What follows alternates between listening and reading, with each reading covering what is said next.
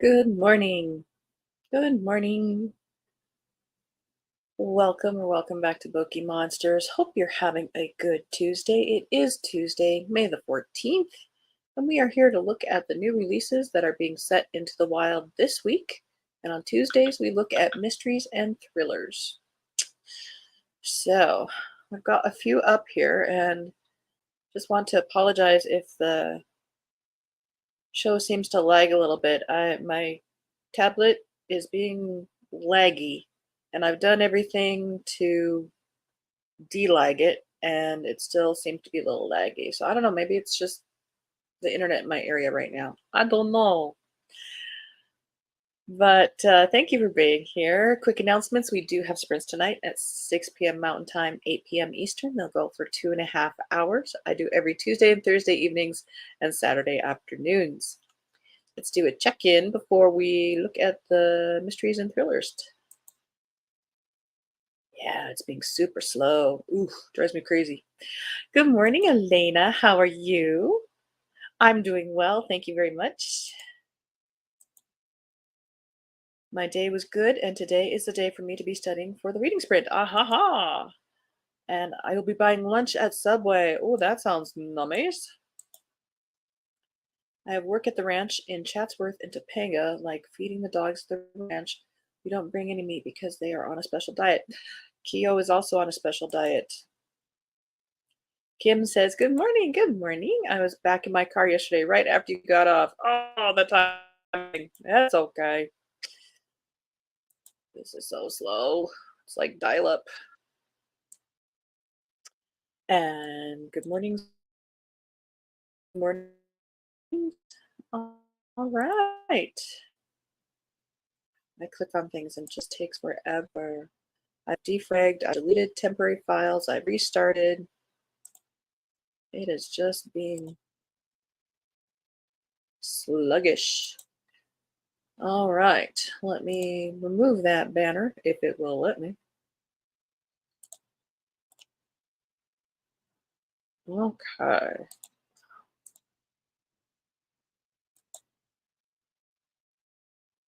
Yes, I want to hide that. It's not going to let. Okay, there we go. Wow. Okay, let's jump in. There's actually a lot of more thriller things today, it seems like, but we shall see.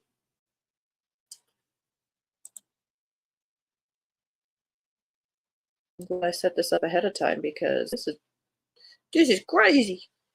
All right, Blood Red Summer by Eric Pruitt. Second in the Jess Keeler thrillers.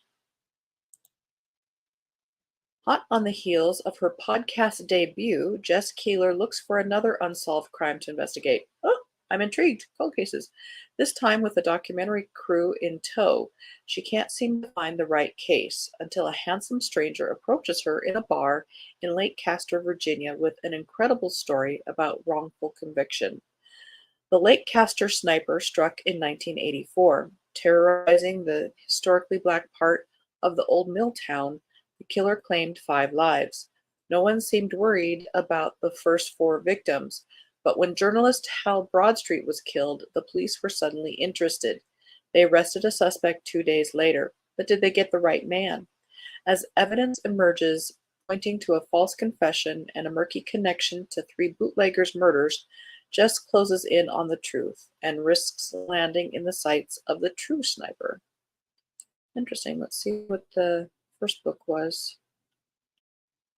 Something Bad Wrong.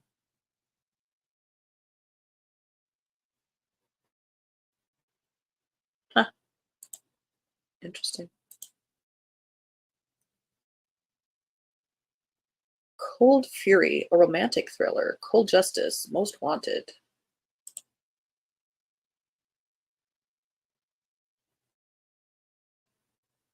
By Tony Anderson. There are 5 books in this series. Again, you might be interested. I like cold cases. 7 years ago, Hope Harper was a star defense attorney with a great life and a beautiful family, until she got the wrong defendant acquitted and he turned around and viciously slaughtered her husband and child. He did ya a positive, dude. Since then, the only thing Hope cares about is locking bad guys behind bars where they can't hurt anyone else. When the killer escapes from a maximum security prison during a winter storm, Hope refuses to run and hide. The FBI's hostage rescue team is called in to protect the handful of public figures the notorious serial killer threatened. Operator Aaron Nash draws the short straw. He'll be heading up District Attorney Hope Harper's post protection detail. Much to Aaron's frustration, the cool blonde refuses to go into protective custody. As the hours and days wear on, Aaron and Hope manage a fragile truce. He begins to understand and admire the tenacious prosecutor, and the two of them begin to work together. As the escaped serial killer's rampage spins on, Hope knows it's just a matter of time until he comes for her. Except something's changed. For the first time since losing her family, she has something to live for. But is history doomed to repeat itself? No, it's not. Just saying. Forget Me Not by K.T. Carlisle, second in What Happened to Mia Davis. Are we still asking what's happening to Mia Davis?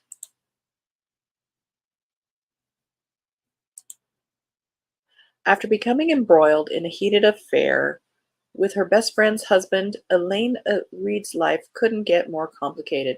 That is, until she discovers a dark secret that leaves her wondering exactly who she can trust. But when her attempt to shine a light on the ugly truth she's uncovered results in her untimely death, the only way to bring her killer to justice is from beyond the grave. Ew! As Elaine attempts to navigate the afterlife and solve her own murder, Detective Rachel McGowan believes that a string of suicides throughout North Carolina could be the key to cracking the case. Through the course of her investigation, Rachel's 15-year hunt for an evasive serial killer becomes less a matter of whodunit and more of a dogged pursuit to track down the murderer's whereabouts, etc., etc. Yeah.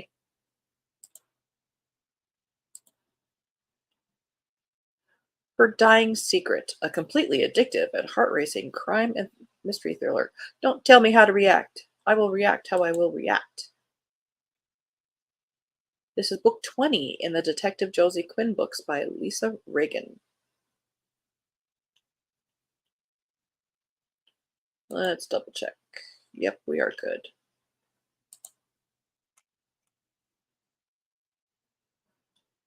It was supposed to be a routine road accident recovery, but the moment Detective Josie Quinn sees the passenger, pale and painfully thin, a sharp tool lodged in her stomach, it's clear she was the victim of something far more sinister, you think? And likely dead before the crash. Watching the driver taken away in an ambulance, questions spin through Josie's mind. Where were these two women going? Was the driver trying to save a life or hiding a body? And most heartbreaking of all, is there a child in danger crying out for help with no reply? Josie quickly identifies the crash survivor as Mira Summers, a singleton and animal lover on her way home from nearby stables. Mira swears she doesn't know who the woman in the car beside her is or how she was injured. And when she's diagnosed with concussion and memory loss, Josie is forced to back down. But the discovery of Mira's prints on the child's drawing is all the proof Josie needs that Mira knows more than she's letting on. And a witness saw Mira meeting with a man with a gnarled diamond-shaped tattoo at the stables. In a race against the clock to track down this elusive man, Josie faces danger from the most unexpected places. Pushed to her limit, can she stay alive long enough to catch the killer and save the life of an innocent child? Well, she's done it 19 times before. I'm sure she's got a pretty good shot at it.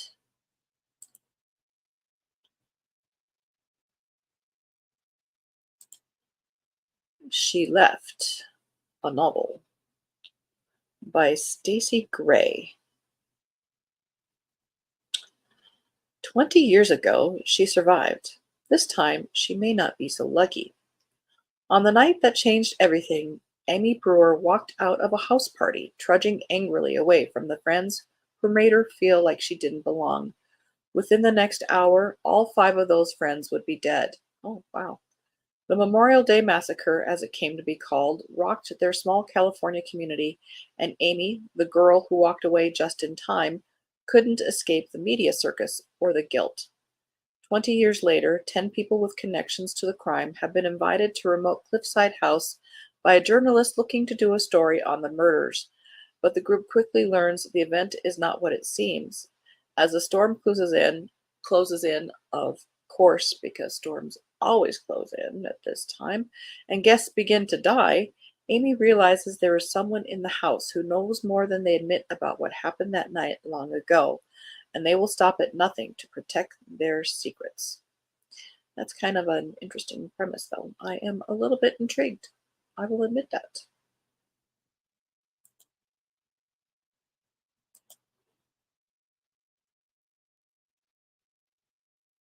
The Hunter's Daughter by Nicola Solvinic.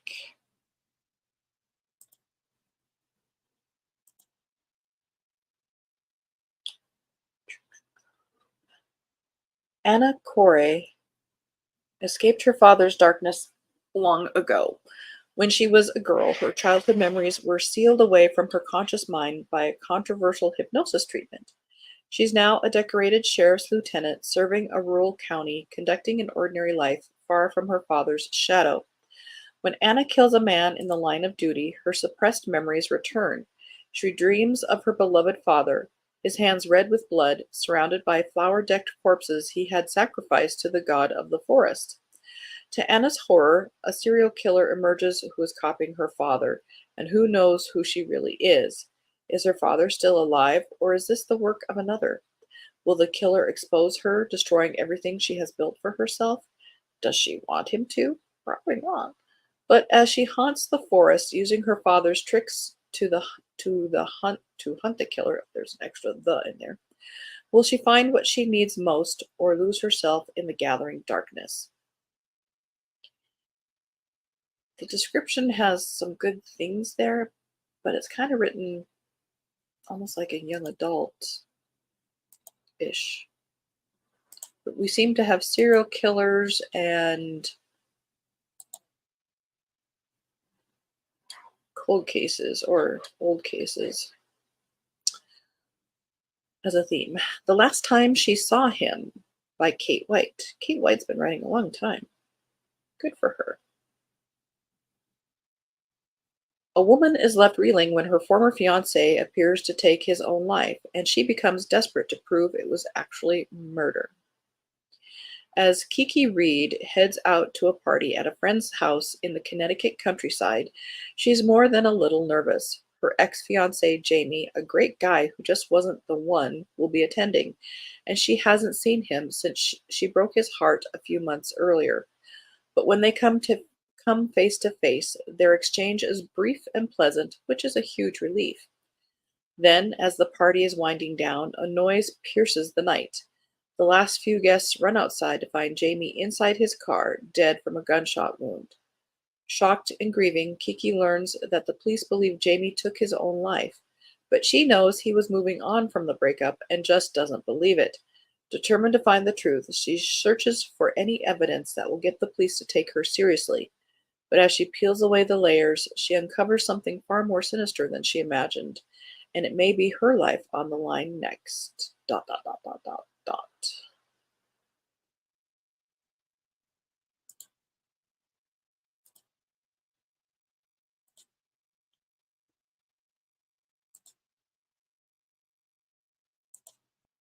So far, none of these fit my TBR.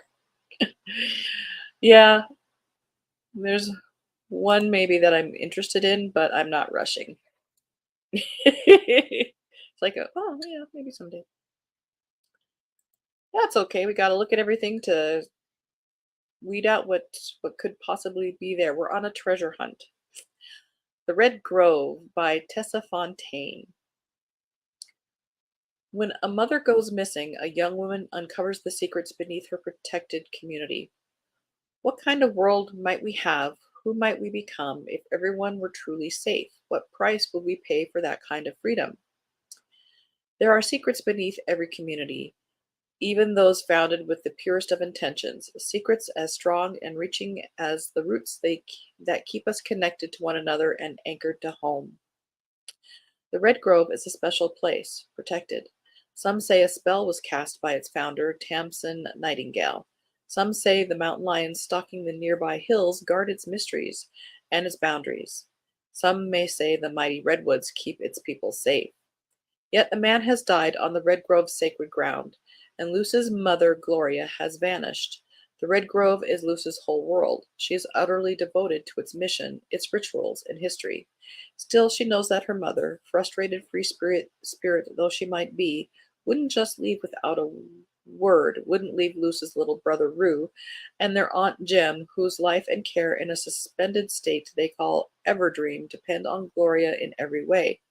But strange things begin to happen as Luce tries to figure out where her mother has gone. Clicks echo out from the trees, flies pound against the windows, and a strange man keeps calling on the phone. The deeper Luce digs, the more she must ask if her beloved home, the woman she admires, and the stories she might tell might be built on a devastating lie. Well, that sounds creepy.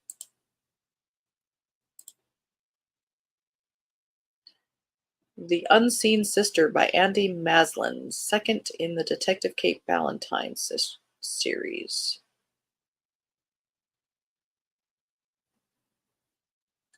For D.S. Cat Ballantyne, finding the murderer might mean looking closer to home. D.S. Cat Ballantyne is still reeling from a revelation that turned life as she knew it upside down. But when a dog walker discovers the body of a woman among the standing stones locally known as the Three Sisters, there's no time to focus on her own troubles. Cat is drawn back to work to investigate. At first, the death appears to be an accident, but then Kat discovers an infinity symbol branded onto the dead woman's abdomen. She's convinced there's a vicious killer at large. Still juggling her turbulent private life with a professional duty, she begins to dig into the victim's past. There, she uncovers shocking secrets and several potential suspects. When a second woman is found killed in similar circumstances, Kat needs answers fast. Does she have a serial killer on her hands? Or is the perpetrator motivated by something more personal? What connects the victims? And can she catch the killer before anyone else turns up dead? So many questions. Chill, girl, chill. The Villa. I hate this. Do you hate that? A deadly, twist-filled reality TV thriller on a private island. They are so, this is by Ruth Kelly, so concerned about saying the tropes anymore. True, and I know there are readers for these books. I'm just not one of them. Yep, me too. Like vampire books. I'm not that reader. That's okay. A Villa in Paradise. It's destined to be the ultimate reality TV show. 10 contestants, a luxurious villa on a private island. Every moment streamed live to a global audience who have total control over those competing for the cash prize. A journalist undercover. Reporter Laura is told to get the inside scoop on her fellow contestants. But once the games begin, she soon finds herself at the mercy of a ruthless producer willing to do anything to increase viewer numbers. A reality show to die for. There is more to every contestant than meets the eye, including Laura. They all have the secrets they'd like to keep buried, and the pressure in Paradise quickly reaches boiling point. How far will the contestants go to secure audience votes? And would somebody really kill to win?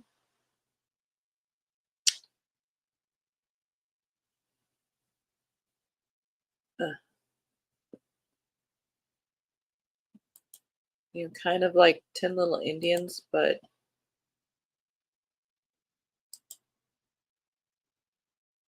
also live TV, which is very similar to a book I read, was it last year? And I warned people not to read it because the ending was so horrible. I got PTSD just reading about that because that book was so bad. Think Twice. Oh, we have a new Harlan Coben, a new Myron Bolitar. Good for him. It is new. Harlan Coben has gone into standalone thrillers, but he started with this series, who is a sports agent, which works. It's because he's a good writer, um, and created a great sidekick, psycho sidekick. But think, what's his name, Niles on the TV show Frasier, only he's a killer. A man presumed dead is suddenly wanted for murder. 3 years ago, sports agent Myron Bollitter gave a eulogy at the funeral of his client, renowned basketball coach Greg Downing. Myron and Greg had history, initially as deeply personal rivals and later as unexpected business associates.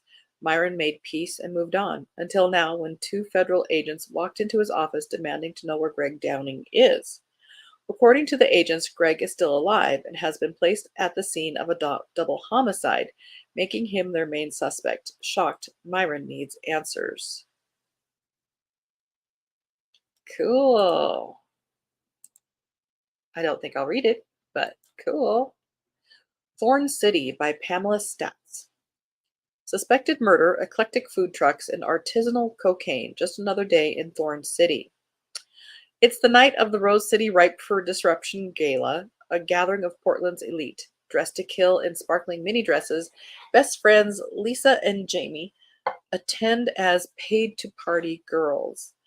They plan an evening of fake flirtations, karaoke playlists, and of course, grazing the catering. Past and present collide when Lisa stumbles upon Ellen, a ruthless politician who also happens to be Lisa's estranged mother.